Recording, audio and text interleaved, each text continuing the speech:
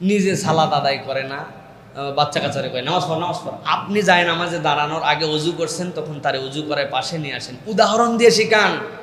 নিজে মোবাইল নিয়ে বলছে তোদের কিন্তু মোবাইল দেখা অনেকক্ষণ হয়েছে, আমি দেখছি, রাখ রাখ।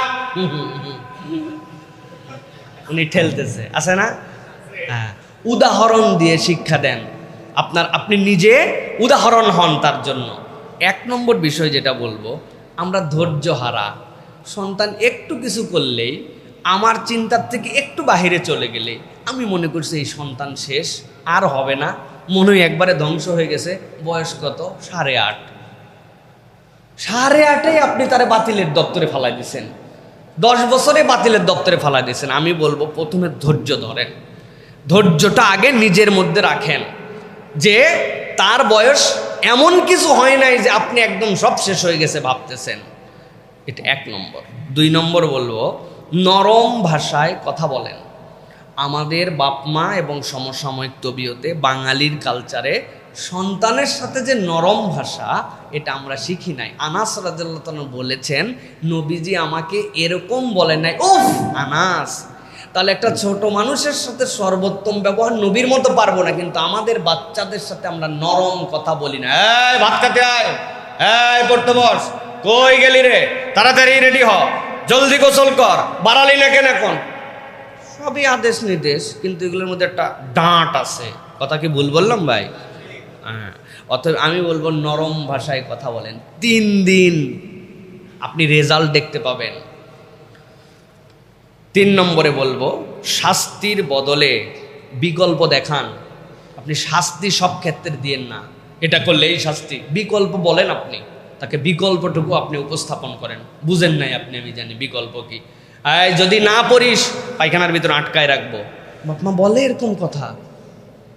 যদি না পড়িস লোকজনের সামনে বলে দিব, দিয়ে তোর টিচারের নামে বিচার দিয়ে দেব। আপনি বেইজ্জত করে দিচ্ছেন।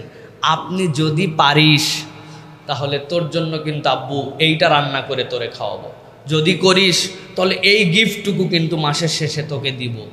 এই যে আপনি শাস্তির বিকল্প তার সামনে না দিয়া, খালি সব সময় মনে হচ্ছে আপনার বাড়ি জেলখানা আর আপনি হচ্ছেন জেলার। এই যে আপনি ফ্যাসিস্ট চরিত্র নিয়ে আসছেন, এই কারণে সন্তানরা এলোমেলো হয়ে যাচ্ছে। এরপরে 4 নম্বর যেটা বলবো, উদাহরণ দিয়ে শিক্ষা দেন। নিজে সালাত আদায় করে না, বাচ্চা কাচ্চারে কয় নামাজ পড় নামাজ পড়। আপনি যায় নামাজে দাঁড়ানোর আগে অজু করছেন, তখন তারে অজু করায় পাশে নিয়ে আসেন, উদাহরণ দিয়ে শিখান। নিজে মোবাইল নিয়ে বলছে তোদের কিন্তু মোবাইল দেখা অনেকক্ষণ হয়েছে, আমি দেখছি, রাখ রাখ। উনি ঠেলতেছে, আছে না? হ্যাঁ, উদাহরণ দিয়ে শিক্ষা দেন। আপনি নিজে উদাহরণ হন তার জন্য। এরপরে বলবো, প্রিয় ভাইয়েরা, ভালো কাজের প্রশংসা করেন। আপনার সন্তান ভালো কাজ কিছু করলে আপনি করার জন্যই তো দিছি স্কুলে, এর আবার বলার কি আছে, এরকম মুড আছে আমার। প্রত্যেকটা ভালো কাজের প্রশংসা করেন।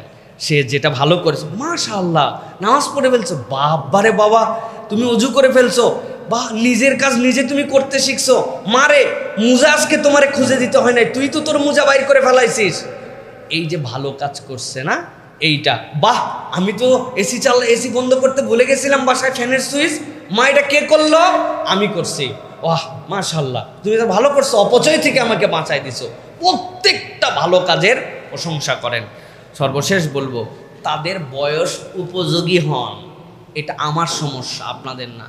আমার ছোট বাচ্চাগুলো ছোটতে একটু কথা বলে বেশি, 1-1.5 বছর থেকে এমন কথা বলে, ম্যাচুরিটিটার মনে হবে 5, 6, 7 বছরের বাচ্চা এরকম কথা বলে না। এখন আমার কনসেপ্টে ঢুকে গেছে, এর বয়স তো 2 বছর, এর বয়স 4 বছর, কিন্তু আমার কাছে 8 বছর লাগে। এর জন্য আমি এখন আমার এই 40 দিয়ে ওর 8কে বরাবর, না এটা করবি না, এটা কর। আর বাচ্চার ফিল কি আর আপনার ফিল কি, আপনাকে তো বরাবর হয়ে বুঝতে হবে। আপনার এই ফিল যদি না বোঝেন, তাহলে আপনার কাছে কখনো বাচ্চা আপনাকে হ্যাপি করতে পারবেন। তার বয়স দিয়ে এইটাই করো, কতক্ষণ সে বসে থাকতে পারে না। আমি যেটা 20 মিনিট বসে থাকতে পারি, আমার বাচ্চা 5 মিনিটের বেশি পারবে না, কারণ তার বয়সের এখানে একটা দিক আছে। সুতরাং আপনি তার বয়সের চোখ দিয়ে ফ্রেমিং করেন, তাছাড়া আপনার বাচ্চার কাছে আপনার মনে হবে আপনার কথা শুনতেছে না, এ হচ্ছে না সে হচ্ছে না। এই জিনিসটা অধিকাংশ পিতা মাতা ফিল করেন না, যে আমরা আমার 40 দিয়ে তাকে মাপি। আমার বাপ যাচ্ছিলেন সাথে, একটা গাছ থেকে আম ঝুলে আছে, আব্বা হাত দিলেই পায়। আমি আব্বাকে বলছি, আব্বা আমটা পারে দেন।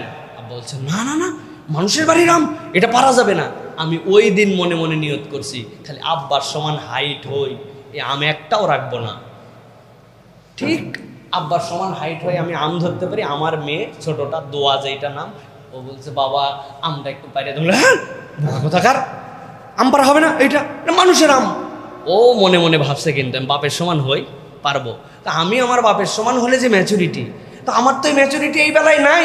এখন আমি দুইজনকে যদি সমান করি, ওই জায়গায় যাওয়ার পর আমি বুঝবো যে আমি যেটা করছিলাম। এই জন্য আমাদের বাপ মার এই শৃঙ্খলা দেওয়ার ক্ষেত্রে আমরা মাপে যোগ বিয়োগে ভুল করে ফেলি। এই জন্য সন্তানকে মনে করি কথা শুনতেছে না, এটা একটু নিজে নিজে ভেবে ভেবে বের করার জন্য চেষ্টা করবেন। দুইটা দোয়ার কথা বলেছি, একটা দোয়া সূরা ফুরকানের ৭৫ নম্বর আয়াত, র্যান্ডম নামাজে কালামে হাত তুলে দোয়ায় সন্তানের জন্য, রব্বানা হাবলানা মিন আজওয়াজিনা ওয়া যুররিয়াতিনা কুররাতা আয়ুনি ওয়াজআলনা লিল মুত্তাকিনা ইমামা। আল্লাহ, আমার সন্তান আমার পরিবারকে আমার চোখের জন্য শীতলতা বানায় দাও, আমার বাচ্চা কাচ্চাগুলোকে মুমিনদের মুত্তাকিদের নেতা বানায় দাও। সুবহানাল্লাহ। এই দোয়াটা করবেন তো ইনশাআল্লাহ। রব্বানা হাবলানা মিন আজওয়াজিনা ওয়া যুররিয়াতিনা কুররাতা আয়ুনিন ওয়াজআলনা লিল মুত্তাকিনা ইমামা। আল্লাহ, আমার সন্তানদেরকে কেবল চোখের শীতলতা নয়, পরিবারকে চোখের শীতলতা নয়, তাদেরকে মুত্তাকিদের ইমাম বানায় দাও। সুবহানাল্লাহ। আরেকটা দোয়া করবেন ইব্রাহিম, সূরা ইব্রাহিমের দোয়া এটা, রব্বি জাআলনি মুকিমাস সালাতি ওয়া মিন যুররিয়াতি রব্বানা ওয়া তাকাব্বাল দুআ। আল্লাহ, আমি এবং আমার পরিবারকে নামাজীদের দপ্তরে লিখে নাও। ও আল্লাহ, তুমি আমার দোয়াটা কবুল করে নাও। এটা সূরা ইব্রাহিমের 40 নম্বর আয়াত। এই দুটা দোয়া র্যান্ডম করেন, আর যে 6টা জিনিস বললাম এটা একটু অ্যানালাইসিস করে করেন, ইনশাআল্লাহ। এই বাচ্চা কাচ্চা অবাধ্য হয়ে পৃথিবীতে আসে নাই। আল্লাহ রাব্বুল আমিন আমাদের বাচ্চা কাচ্চাগুলোকে আমাদের চোখের জন্য শীতলতা বানায় দিবেন। আল্লাহুম্মা আমিন। সর্বশেষ শাইখ, আমার একটা প্রশ্ন, একজন মুসলমান ভাইয়ের সাথে 3 দিনের বেশি যদি কথা না বলে তাহলে কবিরা গুনাহ হয়। এই হিসাবে যদি কেউ আরেকজনের সাথে ঝগড়া করে কথা না বলে তাহলে শরীয়তে তার হুকুম কি? প্রিয় ভাইয়েরা, এখানে দুইটা দিক। একটা হচ্ছে এমন মানুষ আছে যার সাথে আমার কোনো কথাই হয় না বছরকে বছর, এটা ভিন্ন। কিন্তু পাশাপাশি থাকেন, প্রতিদিন দেখা হয়, একজন আরেকজনের সাথে দেখা হয়, কিন্তু এই দুইজনের মধ্যে ঝগড়া হয়েছে, ঝগড়া হয় একজন আরেকজন কসম করছে যে আমি তোমার সাথে কথা বলবো না। আল্লাহ নবী বলছেন 3 দিনের বেশি এইরকম করে যদি দেখা সাক্ষাৎ, পাশাপাশি চলাফেরা, তারপরে মনের মধ্যে ঈর্ষা রেখে যদি কথা না বলে, এইটা একটা গুনাহের কাজ। সুতরাং আপনাকে এখান থেকে বেরিয়ে আসতে হবে। এবং নবী বলছেন যে আগে সালাম দেয়, আল্লাহ রাব্বুল আমিন তার প্রশস্ততা বাড়ায় দেন। সুতরাং আপনি সালাম দিয়া এই দুনিয়ার সম্পর্কটা স্বাভাবিক করেন। তার সাথে মনের দূরত্ব থাকবে, ব্যথা থাকবে, কিন্তু এরকম মনে হবে না যে দেখলে ব্যাকা হয়ে চলে যায়, আমি ইচ্ছা করে অ্যাভয়েড করি, এইটা যেন না হয়। খুব হয়তো হৃদ্যতা সকলের সাথে সকলের হবে না, মানসিক দূরত্ব মানুষের সাথে হয়, কিন্তু সালাম বিনিময় ন্যূনতম তার সাথে অন্তরের বক্রতা দূর করে চলা, এইটা দায়িত্ব। কিন্তু এইটা না করে যদি সমাজের মধ্যে পাশাপাশির মানুষ এরকম হয়, তাহলে সমাজটা নষ্ট হয়ে যাবে। ইসলাম এই সমাজটাকে সুন্দর করার জন্য, ইমানদারদের মধ্যে এই গ্যাপ দূর করার জন্য এই হুকুম দিয়েছে। অতএব যদি কারো হয়ে থাকে, আগে সালাম দিয়ে মুসাফা করে আপনি এটা মিলে যান। আর আল্লাহর কাছে এরকম হয়ে থাকলে তওবা করে নেন, আল্লাহ মাফ করে দেবেন।